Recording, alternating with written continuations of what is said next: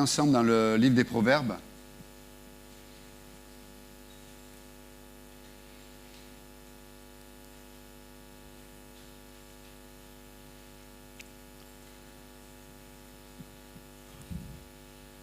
Verset 19. Chapitre 16.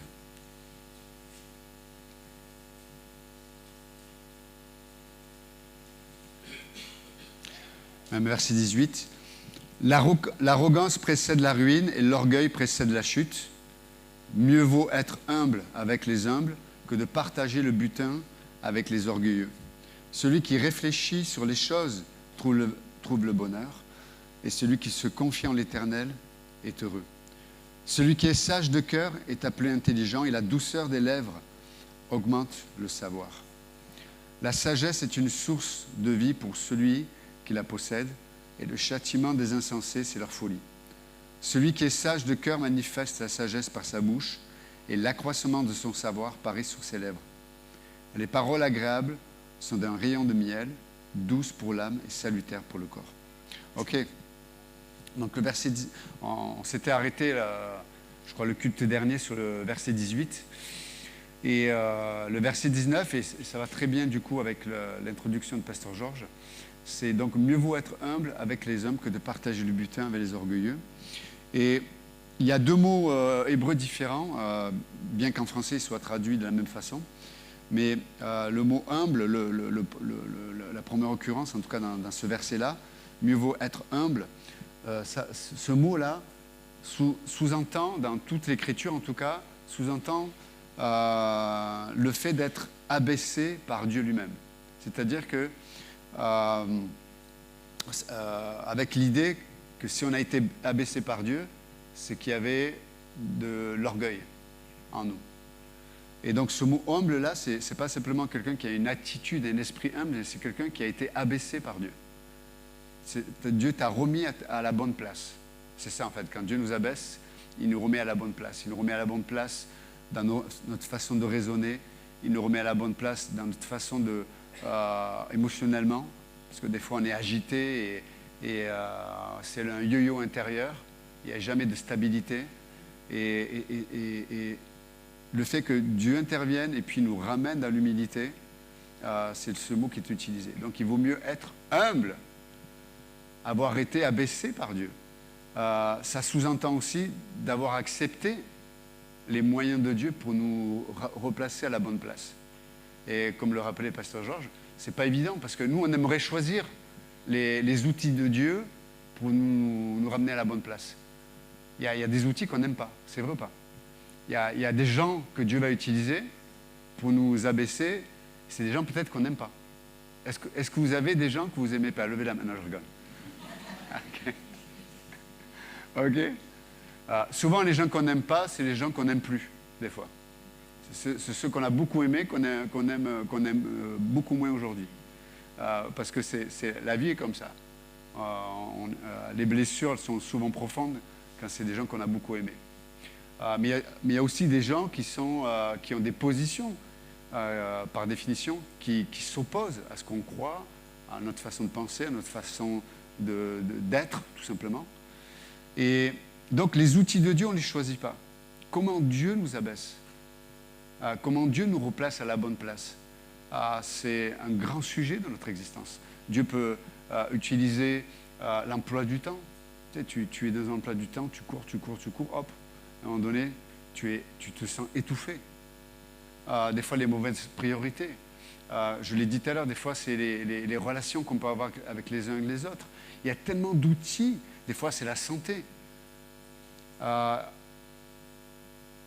Quels sont les outils de Dieu pour nous remettre à la bonne place, pour que nous soyons humbles? C'est une grande question. Vous savez, Dieu ne manque pas d'outils pour nous amener à l'humilité, mais combien de fois j'ai raisonné intérieurement pour décrédibiliser les outils que Dieu avait choisis pour me ramener à l'humilité. Un patron, quand c'est un patron, c'est normal. Un patron, c'est automatiquement, il est pourri le patron. Ah oui, le patron, il veut nous voler, il veut nous profiter de nous. Ça peut être vrai, mais parce qu'il est, il est notre patron, voilà, on ne veut pas considérer, on ne veut pas accepter, ou un collègue de travail. Ça peut être notre passé aussi. C'est comme, vous savez, il y a beaucoup de gens qui ont vécu des traumas dans leur enfance, et puis à un moment donné, il y a des situations, peut-être 10, 20, 30, 40 ans après, qui amènent à la surface de la conscience les traumas qu'ils ont vécu enfant. Et c'est dur, c'est comme tu es submergé, comme écrasé par le poids du passé, mais qui était enfoui, tu ne savais même pas que c'était là. Tu ne savais même pas l'impact que ça avait opéré en toi. Donc Dieu utilise tellement de choses pour nous ramener à cette bonne place. Ce n'est pas une mauvaise place d'être abaissé. Je sais qu'on est dans un monde où il y a une forme d'humiliation quand on abaisse les gens. Mais là, le fait que Dieu nous amène à l'humilité, c'est jamais pour nous humilier, c'est jamais pour attaquer notre caractère ou notre identité. Mais c'est pour nous dire intérieurement, je te mets au bon endroit. Et regardez la suite. Mieux vaut être humble avec les humbles. Et là, le mot humble, le deuxième, là, c'est un autre mot. Ça parle de ce que Jésus communique lorsqu'il enseigne les béatitudes. Heureux les pauvres en esprit. Et là, le mot humble, ça parle de ceux qui sont pauvres, ceux qui sont les nécessiteux. Donc il dit, mais mieux vaut être humble avec les nécessiteux, avec les pauvres, que de partager le butin avec les orgueilleux. Et là, c'est intéressant parce que là, le mot, l'idée là, dans ce passage, c'est, d'un côté, tu as la possibilité d'être humble avec les nécessiteux, puis d'autre côté, tu as la possibilité, là, il parle des orgueilleux, le butin, là, ça parle de ce qui a été récolté lors de victoires pendant une guerre. Vous savez, à l'époque, lorsqu'il y avait des combats, lorsqu'il y avait des batailles, le vainqueur récupérait le butin, récupérait tout ce qui appartenait à ceux qui ont été vaincus. Et là, c'est le mot butin, là. Donc, il vaut mieux être humble avec les hommes que de partager, se partager ensemble, le butin, ce qui a été conquis. Donc, pour le dire autrement, il vaut mieux être dans l'état où Dieu nous place que d'être dans une attitude de vouloir prendre, constamment prendre. Je veux prendre des gens. Dans les relations, je veux être gagnant. Je veux utiliser l'autre. Parce qu'il y a l'idée de victoire, il y a l'idée de je manipule, il y a l'idée de je m'impose, et il y a l'idée de je tire la couverture toujours de mon côté. C'est ça l'idée de l'orgueil, là. Du butin qui est partagé. On se partage quelque chose qui a été pris. Or, le royaume de Dieu, c'est d'apprendre à recevoir. Le royaume de Dieu, c'est d'apprendre à recevoir. Mais je ne peux pas accepter de recevoir s'il n'y a pas un terreau de confiance. C'est Dieu qui nous justifie. C'est Dieu qui est notre avocat. C'est Dieu qui est pour nous. C'est Dieu qui nous promeut. C'est Dieu qui nous guérit. C'est Dieu qui nous conduit, on l'a entendu tout à l'heure. C'est Dieu qui nous poursuit et qui sait de toute façon qu'à un moment donné, il va nous rattraper. D'accord ? Il vaut mieux qu'il nous rattrape au moment où on court le moins vite, parce que vous avez déjà fait une chute quand vous courez rapidement. Hein, ça fait mal. Hein ? Quand tu ne cours pas trop vite, tu tombes, bon, ça va. Et si tu cours vite et que tu te fais rattraper, l'atterrissage, des fois, n'est pas génial. Mais en tout cas, donc il continue. Celui qui réfléchit sur les choses trouve le bonheur, et celui qui se confie en l'Éternel est heureux. Ah, on vient sur le terrain dont je viens de parler. Il y a l'idée de confiance. Il y a l'idée de... Et on va creuser ensemble parce que le texte en hébreu est intéressant. Déjà, l'expression qui est traduite en français, celui qui réfléchit, nous on pourrait dire, pour le traduire en tout cas comme ça, c'est celui qui prête attention. Qui prête attention. Et il prête attention à quoi ? Là, le mot est marqué, celui qui réfléchit sur les choses. Le mot « chose », c'est mal traduit. Le mot en hébreu, ça parle de discours ou de parole. Je vous rappelle quand même qu'à l'époque, c'était une société qui établissait beaucoup de contrats, qui était liée à l'honneur et l'intégrité des paroles. C'était on va dire un contexte très oral. On communiquait les choses de façon orale. Il y avait des écrits aussi, mais c'est très peu. Il n'y avait pas d'impression, il n'y avait pas. Donc, il y avait beaucoup d'engagement, beaucoup de liens, beaucoup d'accords qui se faisaient oralement. Et donc là, quand il dit, mais celui qui réfléchit aux choses, ça veut dire celui qui prête attention aux paroles, aux discours qu'il dit, mais qu'il entend aussi. Ça sous-entend aussi les engagements qu'il dit et dans lesquels quelque part il s'engage. Donc celui qui réfléchit sur les choses. Donc tu prêtes attention, tu dis, mais attends, mais quel est le pour, quels sont les contre, quels sont les... Parce que des fois, on s'engage dans des choses, ou on entend des choses, et puis quand il y a des conséquences qui nous atteignent, je me suis dit, mais on ne me l'avait pas dit. Ouais, mais c'est de notre responsabilité de prêter attention. C'est comme Pedro, si ils vont s'engager, enfin ils sont mariés encore, je dis, mais là on va faire la cérémonie. Quand tu t'engages dans un mariage, avant de dire oui, avant de t'engager, tu prêtes attention. Tu dis, attends, est-ce que le colis, est-ce que le colis, est-ce que la personne, est-ce que... Et à un moment donné, tu prends tous les éléments, mais l'élément qui va t'amener par un engagement dans un mariage, automatiquement, si tu ne mets pas l'ingrédient Dieu, tu pars dans l'inconnu. Parce que physiquement, tu ne sais pas comment l'autre va devenir, tu ne sais pas comment l'autre change, parce qu'on est tous changeants. Ce que tu pensais il y a 10 ans, peut-être c'est différent aujourd'hui. Physiquement, ce que tu ressemblais il y a 10 ans, peut-être est différent aujourd'hui, etc., etc. Il y a tellement de choses qu'on ne peut pas maîtriser pour l'avenir. Donc, prêtez attention, réfléchir, se poser des questions, voilà. Il dit, mais celui qui réfléchit sur les choses, et ça sous-entend aussi l'idée de valoriser les choses. Quand tu prêtes attention à quoi?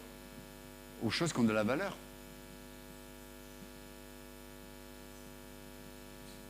Vous savez, c'est faux d'imaginer que je peux être superficiel dans mes engagements ou de ma façon de parler en pensant qu'il n'y a pas de conséquences.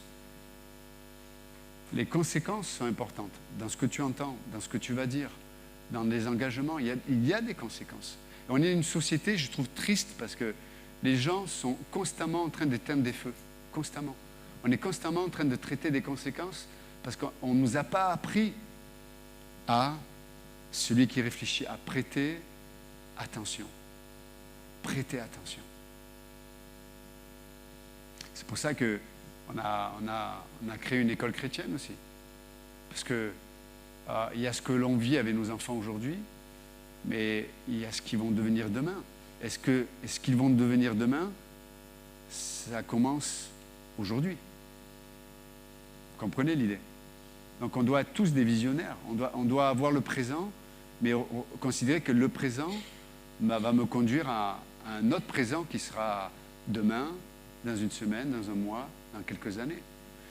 Donc, on doit apprendre à réfléchir. Quelles sont mes motivations? Prêtez attention à mes motivations. C'est intéressant aussi. Qu'est-ce qui me motive? Demandez à Dieu aussi. Seigneur, mets en lumière mes motivations. Parce que, pour être honnête, il y a des fois, j'ai du mal même moi-même à savoir qu'est-ce qui me motive. Ça vous arrive aussi, ça? Tu fais des choses, tu dis des choses, tu réagis dans certaines choses, tu prends des décisions, tu t'engages. Mais c'est quoi ma motivation?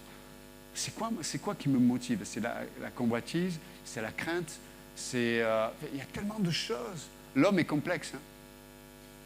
Mais Dieu peut mettre la lumière et rendre simple la complexité. Parce qu'une fois qu'on a bien identifié une chose, c'est simple. C'est vrai ou pas? Le plus dur, c'est de l'identifier.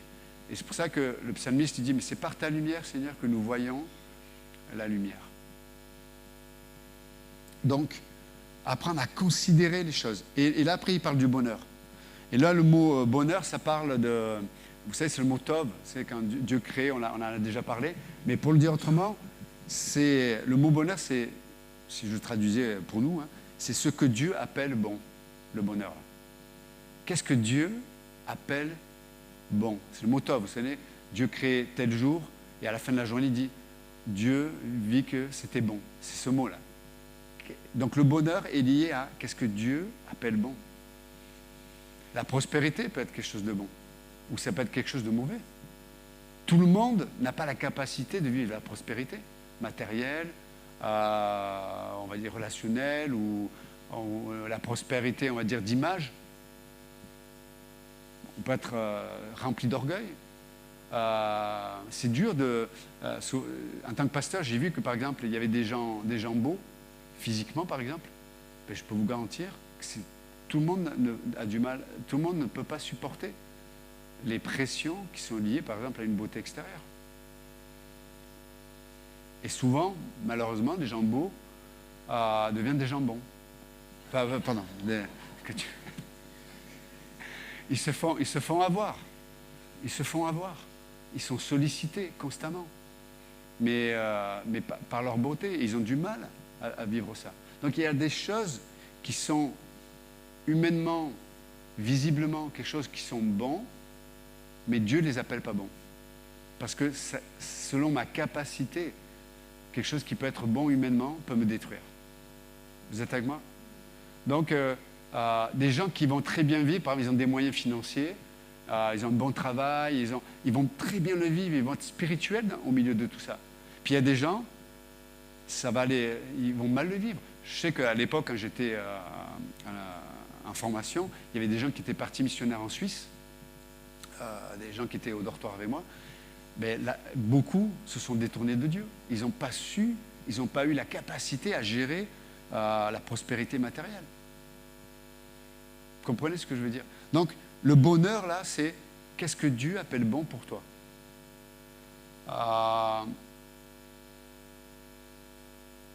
Les souffrances.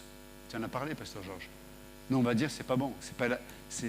Qu'est-ce que j'ai fait au bon Dieu? Vous savez, cette expression-là. Qu'est-ce que j'ai fait au bon Dieu pour avoir ça, pour vivre ça, pour souffrir ça?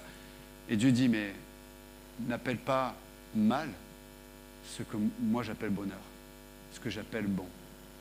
Ah bon? Ouais, le standard de Dieu, ce n'est pas le standard des hommes. Donc celui qui est attentif aux choses et trouve le bonheur. Et celui qui se confie en l'Éternel, et c'est intéressant, là je finis avec cette pensée ce matin, mais là le mot là, pour celui qui se confie, cette expression en tout cas, quand on l'étudie dans l'Ancien Testament, parce que c'est une expression hébraïque, cette expression sous-entend être préservé de la chute, être préservé de ce qui peut te déstabiliser. Et c'est souvent associé, cette expression, celui qui se confie, c'est souvent associé à l'idée de qu'est-ce qui t'inspire dans la personne de Dieu pour te soutenir dans ce que tu vis. Qu'est-ce qui t'inspire dans la personne de Dieu, dans les attributs de Dieu, pour te soutenir ou te garder stable au milieu de ce que tu vis. Cette expression sous-entend ça. Et on retrouve ce mot, cette expression, par exemple dans le psaume 13, verset 6. Et là, le psalmiste, qu'est-ce qui va le stabiliser? Qu'est-ce qui va le garder de chuter? Qu'est-ce qui va le... C'est quoi? Il dit, c'est la bonté de l'Éternel. Donc il regarde la bonté de l'Éternel et c'est en observant, en dépendant de la bonté de Dieu, qu'il est gardé de la chute, qu'il est préservé de l'instabilité.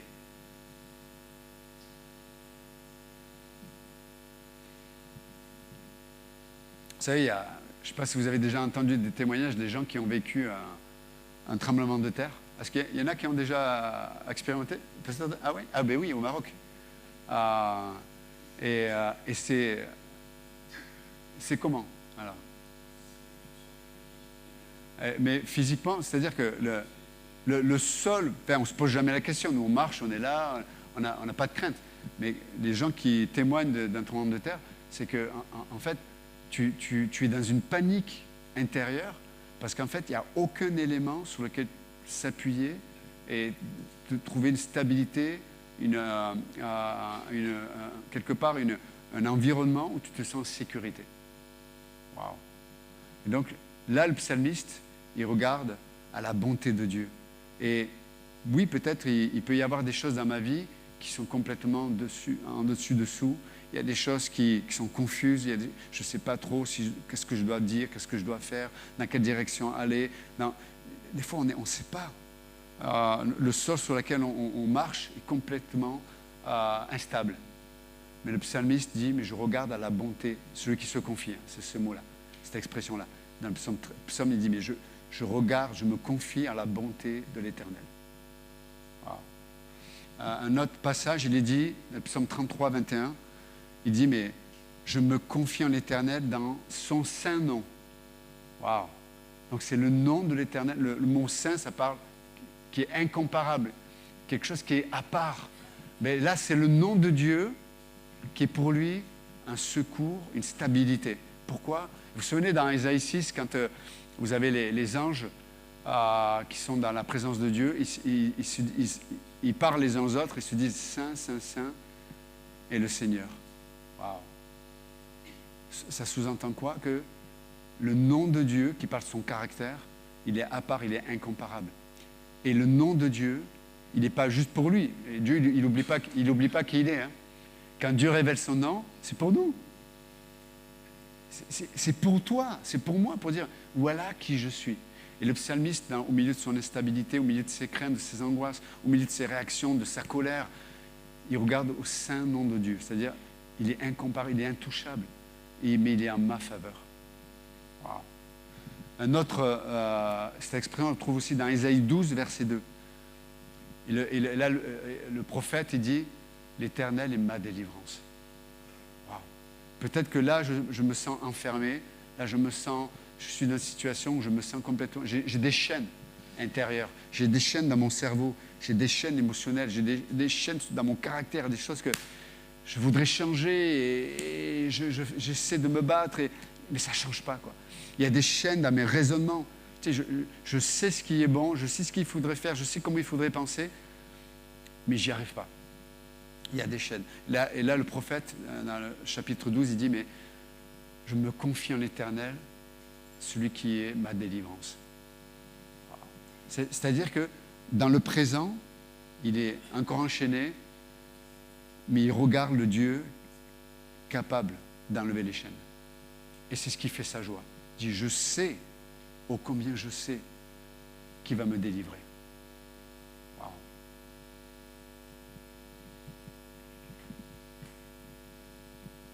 Et là, il est dit que celui qui réfléchit sur les choses trouve le bonheur, et celui qui se confie en l'Éternel est heureux. Et le mot heureux, là, c'est le mot, je pense que vous connaissez, hein, c'est le mot Asher, et ça vient du nom qui a été donné au huitième fils de Jacob, vous vous souvenez? Et je vous rappelle que le mot 8, le huitième dans la Bible, ça parle toujours de la résurrection. Le mot 7, ça parle de l'œuvre accomplie, une œuvre accomplie parfaitement. Et le 8, c'est l'idée de la résurrection. Wow. Et c'est intéressant parce que, par exemple, la tribu de Asser, ça parle de la tribu, pour le coup, ça parle de la tribu de la prospérité. C'est la tribu qui va habiter dans le nord du territoire, en Israël. C'est une tribu qui va être fertile, notamment avec l'huile d'olive. Et je vous rappelle que l'huile d'olive, ça parle de l'Esprit Saint, de la vie de l'Esprit. Et donc c'est intéressant de dire que celui qui se confie en l'Éternel est heureux. C'est heureux dans le sens qu'il va avoir la plénitude de la vie de l'Esprit dans ce qu'il va vivre. Pourquoi? Parce qu'il y a de l'huile d'olive. Et on sait que, d'ailleurs, entre parenthèses, pour que cette huile coule, il faut la concasser, il faut la broyer. Et on peut voir que pour qu'il y ait le bon mix entre Dieu et moi, on revient, il faut qu'il y ait le départ, l'humilité. Quand Dieu nous abaisse dans notre orgueil, et on en a tous, moi le premier, Dieu s'est débusqué, on l'a entendu tout à l'heure, non pas pour nous humilier, nous détruire, mais c'est dans l'humilité que Dieu peut nous construire. C'est dans l'humilité que Dieu peut nous libérer. C'est dans l'humilité que Dieu amène la paix. C'est dans l'humilité que Dieu enfin nous amène à la réalité du repos.